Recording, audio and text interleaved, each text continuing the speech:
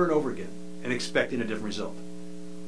Had he looked into the future, he would have certainly been referring to Sacramento politicians and their fuzzy budget math. It almost seems like newspapers are just recycling headlines when it comes to the insanity that grips the state's chronic budget problems.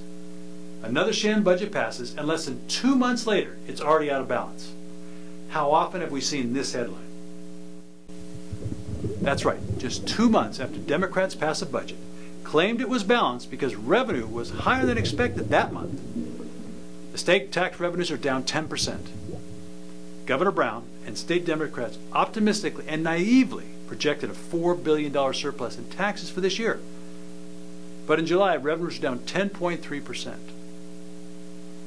According to Comptroller John Chang, state revenue was $538.8 million less than the budget projections of $5.2 billion for July.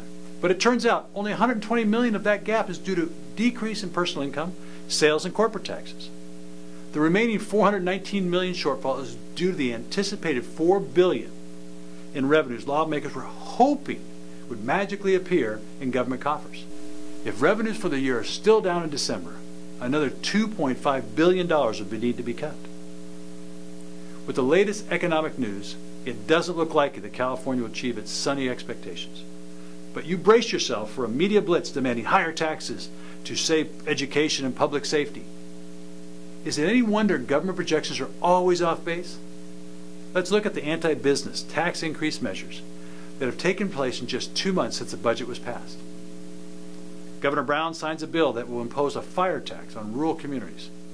This tax would force certain citizens to pay up to $150 in additional fees for basic fire protection. The state thinks this will generate $50 million in revenue. But how many rural Californians will have to leave the state because their taxes are steadily increasing, thus ending the source of revenue?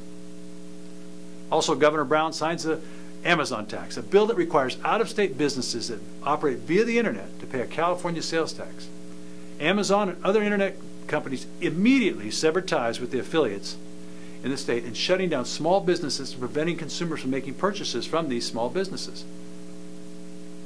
These were just 2 of the anti-business prosperity-killing actions the California government took in the last 2 months.